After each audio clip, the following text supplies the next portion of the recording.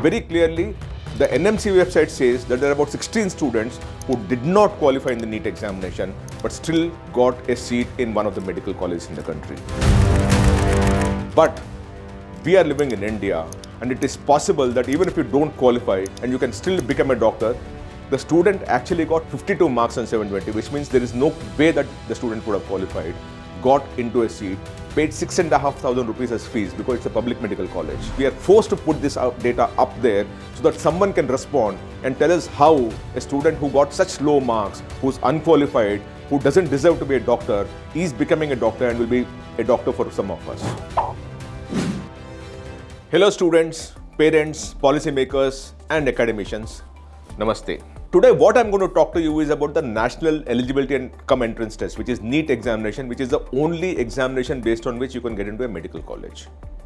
As you all know, in 2019, based on a Supreme Court order, there was one single common entrance examination that was created as an entrance examination to get into any MBBS college in this country. And the Supreme Court order also talks of a minimum level, minimum qualification, minimum score that you need to get to actually qualify for the examination. And that over a period of time, it came out to be 50 percentile as far as general category is concerned and 40 percentile for SC, ST and OBC. And there are a few other percentiles, but there is nothing below 40 percentile. And the most important thing is that you need to qualify to get into any MBBS college in this country. If you do not qualify, whatever your reservation is, whatever your category is, whatever your priority list is, you cannot get into an MBBS college in this country. That is because you wanted to create a minimum quality standard of the kind of students who will come and become doctors in this country. The order very clearly says, in order to be eligible for admission to undergrad medical courses for a particular academic year in case of general EWS, it shall be necessary for a candidate to obtain a minimum marks of the 50th percentile in National Eligibility Entrance Test, which is NEET, to undergrad medical college held for the said academic year. However, in respect of candidates belonging to scheduled castes, scheduled tribes, other backward classes, the minimum marks will be at the 40th percentile. So the minimum standards are set, but we are living in India, and it is possible that even if you don't qualify, you can still be an MBBS. You can get into a seat which is an MBBS college and you can still become a doctor even if you qualify, which means even if you fail the NEET examination, there are still a bunch of students who are getting admission into medical colleges, which is completely against the Supreme Court order, which is completely against everything else. And this is what at least the NMC website says. Whatever we are about to show from here on is the data that's uploaded on the NMC website. We do not know how it happened, but very clearly, the NMC website says that there are about 16 students who did not qualify in the NEET examination but still got a seat in one of the medical colleges in the country. Let me tell you how it happens. First of all, the NEET qualifying cutoff. Over the years, in 2024, for the general category, the 50th percentile stopped at 162 marks out of 720. That is about 22% marks. For OBC, it was 127. For SC and ST, it was 127, which is the 40th percentile. And for general PH and unreserved PWD, it is 144 marks, which is for 45th percentile. This is what your minimum qualification is. But the thing is that last year, about 24 lakh students registered for the examination. 23.33 lakh students actually appeared for the examination. And the number of students who qualified across all these categories, add them together, is 13,15,000 for 853. About 13.15 lakh, let's say. And the number of seats that you had is 1,09,145. So you essentially had at least 12 students qualifying for each seat that is out there. And obviously, as you know, the government medical colleges will be highly competitive. So at over 30,000 rank, your all India quota seats get filled in. But last year, when we look at data, 13.15 lakh students qualified for 1,09,145 seats. Now, when we looked at data on NMC, and I'm right now opening the NMC website to show you how it works. When I look at the NMC website, there are many candidates who did not qualify because they did not get the 40th percentile, nor the 50th percentile, nor the 45th percentile, but still got into one of the medical colleges. Let me read this out for you. The first one is in West Bengal, the Murshidabad Medical College and Hospital, which is in Murshidabad. A student with 15.37 lakh rank, 15,37,570 to be exact, in others, has found himself to be studying in this college. In Gujarat, there is a GMERS Medical College in Vadnagar in Mehsana.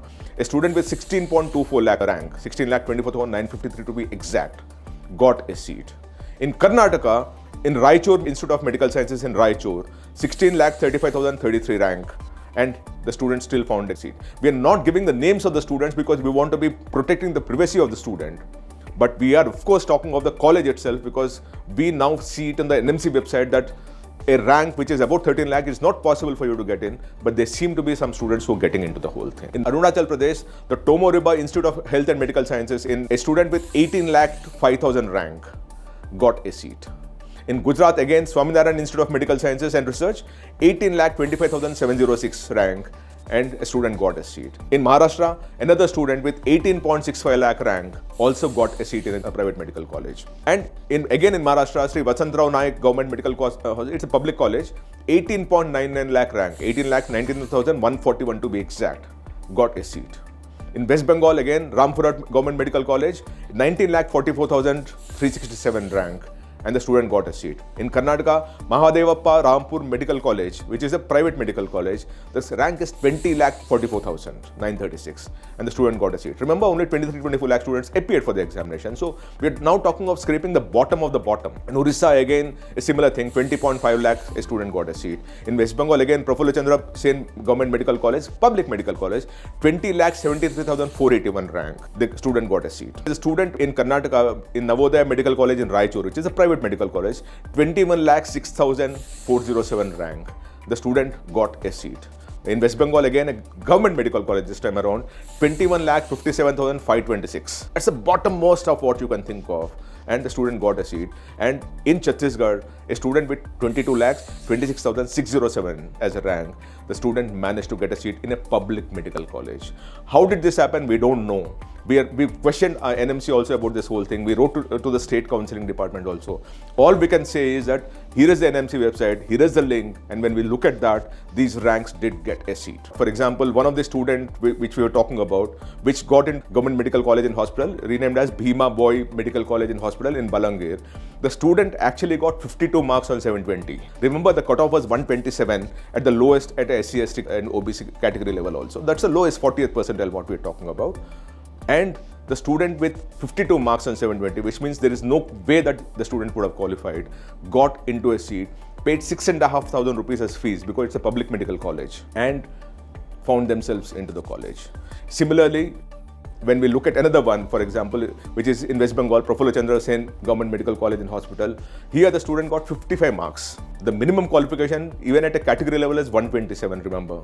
And the student got a seat, and 55 marks when the student is unqualified, and the percentage that the student got is 11%. And this really bothers us because we are trying to set up a minimum quality standard, but that minimum quality standard is not being adhered to, and some students somehow are finding their way. How does this happen? What are the rule sets? We try to engage with the NMC, we try to engage with the state counselling, and we try to engage with the college also, but we are finding very little answers, and that's why we are forced to put this data up there so that someone can respond and tell us how a student who got such low marks, who's unqualified, who doesn't deserve to be a doctor, is becoming a doctor and will be a doctor for some of us. We thought it might be because of the central pool. There is something called central pool where some rules are broken to get some students into the thing.